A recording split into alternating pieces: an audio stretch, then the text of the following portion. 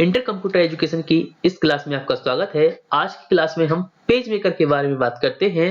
Page maker में क्या होता है, ये पेज मेकर किस तरह से काम करता है, इसका क्या यूज होता है, ये किस तरह से वर्किंग करते हैं और क्या-क्या इसमें वर्क होता है, क्या इसके ऑप्शन हैं, इसके बारे में हम धीरे-धीरे पेज मेकर को समझने की कोशिश करेंगे। यहाँ हम क्या करते हैं, सबसे पहले देखते हैं कि पेज मेकर का यूज क्या है। पेज मेकर का यूज आपको बता दें, किसी भी तरह के डॉक्यूमेंटेशन के लिए हम कर सकते हैं। जैसे आपने किसी भी बुक को जब पढ़ा होगा तो उसमें आपको बता दें, जब हम उस बुक को तैयार करते हैं तो कंप्यूटर पे तैयार होती है और उसके लिए ही हम क्या करते हैं, पेज मेकर का यूज करते हैं। यानी कि एक तरह से कह सकते हैं कि पेज मेकर पर हम क्या करते हैं, बुक को तैयार करते हैं। इसके साथ साथ आगे देख लेते हैं। सेकंड आता है लेटर हेड। इस तरह से ये दिखते हैं और इसको अच्छे से डिजाइन करने के लिए ही हम क्या करते हैं, पेज मेकर सॉफ्टवेयर का यूज करते हैं। इसके साथ साथ पेज मेकर का एक और यूज है जो इनविटेशन कार्ड के लिए यूज होता है। जैसे हमारे यहाँ कार्ड आते हैं वेडिंग के, यानी कि जो शादी के कार्ड आते हैं उनको भी हम जानते हैं कि पेज मेकर पे ही ये बनाए जाते हैं। एंड इसके बाद एक और देख लेते हैं जिसे बोलते हैं बिल बुक। अक्सर आपने देखा होगा कई बार दुकान में जब किसी चीज का परचेज करते हैं तो हमें एक बिल दिया जाता है। इन बिल को डिजाइन पेज मेकर की हेल्प से ही किया जाता है। इसके साथ साथ मैगजीन अगर आप पढ़ते होंगे, अगर आप कंपटीशन की तैयारी करते हैं या अदर टाइप की मैगजीन, हालांकि मैगजीन कई टाइप की आती हैं, आप किसी भी मैगजीन को जब पढ़ते हैं तो आपको बता दें, मैगजीन को तैयार करने के लिए भी हम पेज मेकर का यूज करते हैं। इसके साथ साथ एक और देख लेते हैं, वह विजिटिंग कार्ड। अक्सर आपने देखा होगा कई लोग अपने कार्ड को देते हैं। अगर किसी से मोबाइल नंबर मांगा जाए तो वो लोग अपना कार्ड देते हैं। ये प्रोफेशनल लोग ज्यादा करते हैं। ये छोटा सा होता है, इस तरह से दिखाई देता है, जो विजिटिंग कार्ड कहलाता है।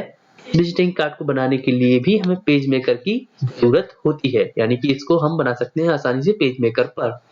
इसके साथ साथ देख लेते हैं फॉर्म। अक्सर आप कहीं पर भी जब एडमिशन लेते हैं तो आपने किसी न किसी एक फॉर्म को फिल किया होगा। इस फॉर्म को भी हम क्या करते हैं, पेज मेकर पर ही डिजाइन करते हैं।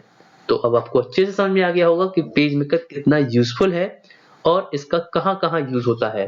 इस तरह से मैंने आपको यहाँ पर इन सभी चीजों के बारे में बताने की कोशिश की है। ये तो हो गया खैर इसका यूज। अब इसको खोलते कैसे हैं, इसके इंटरफेस कैसा है, इसके बारे में भी समझ लेते हैं। इसके आगे हम क्या करते हैं, इसका डिटेल समझने से पहले इसको ओपन करते हैं। यहाँ हम आ गए हैं अब डेस्कटॉप पर, और डेस्कटॉप पर आने के बाद हम क्या करते हैं, सबसे पहले क्या करते हैं, स्टार्ट बटन पर क्लिक करते हैं। हम जानते हैं हमारा स्टार्ट बटन है। स्टार्ट बटन पे आने के बाद ऑल प्रोग्राम पर क्लिक करना है और इसके बाद हमें जाना है ऑल प्रोग्राम में, लिस्ट में हमें ढूंढना होता है क्या, इसको देख लेते हैं। यहाँ पर अब जब जाएंगे तो ये थोड़ा जूम ज्यादा है, आई थिंक इसको हम जूम आउट कर देते हैं। और फिर क्या करते हैं, इसमें जाते हैं, यहाँ पर यहाँ देख सकते हैं, यहाँ एडोब लिखा हुआ है और फिर हम इस पर क्लिक करते हैं और इसके अंदर आपको मिलेगा एडोब पेज मेकर 7.0। यहाँ पर क्लिक करते ही ये देखेंगे आप कि ये पेज मेकर हमारा लोड होने लगा है, यानी कि ये प्रोसेस कर रहा है स्टार्ट होने की। और जैसे ही हम इसके अंदर आएंगे तो हमारे सामने सबसे पहले इंटरफेस इस टाइप से आता है और इसमें आप देख सकते हैं, यहाँ पर हमारे सामने जो ये बॉक्स बड़ा सा आया है, इसको बोलते हैं टेम्पलेट्स।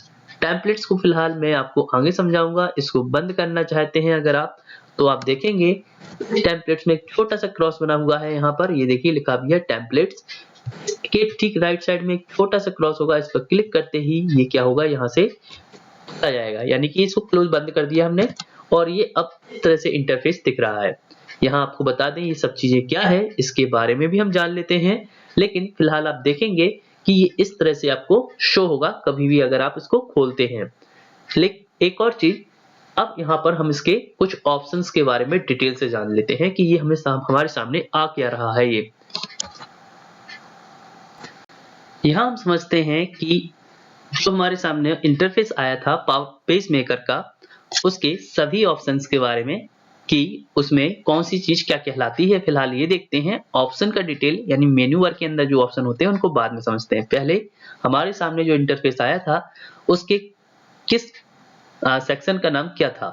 जैसे सबसे ऊपर हम देखते हैं कि हमें दिखता है पेज मेकर का नाम दिखाई देता है। इसको हम बोलते क्या है, इसको बोलते हैं हम टाइटल बार। हम जानते हैं जब किसी प्रोग्राम को खोलते हैं तो उसमें टाइटल बार पर उस प्रोग्राम का नाम आता है, इसीलिए उसे हम टाइटल बार बोलते हैं, जिसे हिंदी में बोलते हैं एक तरह से शीर्षक। देन इसके बाद आता है क्या, इसके बाद आते हैं ये मेन्यू। इसमें फाइल है, एडिट है, लेआउट है, एलिमेंट्स है, ऐसे करके काफी मेन्यू है। इसको हम क्या बोलते हैं, इनको बोलते हैं मेन्यू बार। यानी इसके अंदर क्या होता है, इनके अंदर अलग अलग ऑप्शन के अंदर, मेन्यू के अंदर कुछ ऑप्शन होते हैं। ये वाला आता है मेन्यू और इनके अंदर होती है एक लिस्ट जिसे हम बोलते हैं ऑप्शन। इसके बाद हमारे सामने जो आता है ठीक इसके नीचे, उसे बोलते हैं हम टूल बार। टूल बार बोलते हैं इसको, ध्यान रखें ये टूल बार है। इसमें हम इसकी हेल्प से अपने काम को थोड़ा फास्ट कर सकते हैं।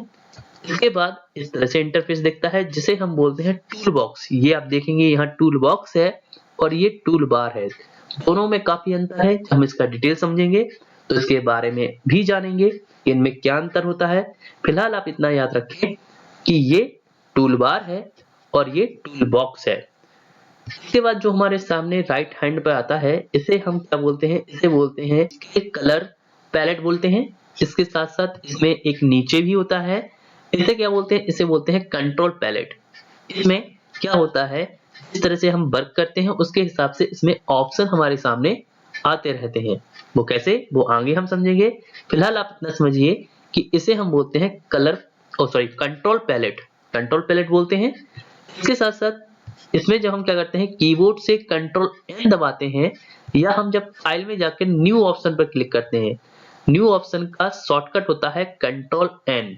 हम इसको दबाते हैं या फाइल में जाके न्यू ऑप्शन पर क्लिक करते हैं, या हमारे सामने यहाँ पर एक ऑप्शन होता है, इस पे भी हम क्लिक कर देते हैं, तो हमारे सामने क्या होता है, एक इस तरह से विंडो आती है जिसमें हमें अपने पेज से रिलेटेड डॉक्यूमेंट को सेट करना होता है। यानी कि यहाँ पर आप देखेंगे लिखा है डॉक्यूमेंट सेटअप।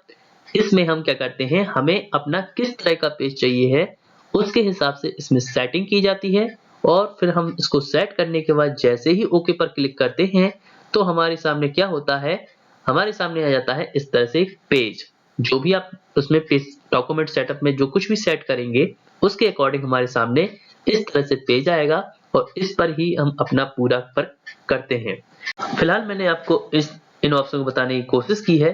अगर आपको किसी भी तरह का डाउट है तो आप कमेंट कीजिए, मैं कोशिश करूंगा जो आपने पूछा हुआ उसके बारे में आपको पूरी जानकारी दे सकूं। फिलहाल इस वीडियो में इतना ही, धन्यवाद।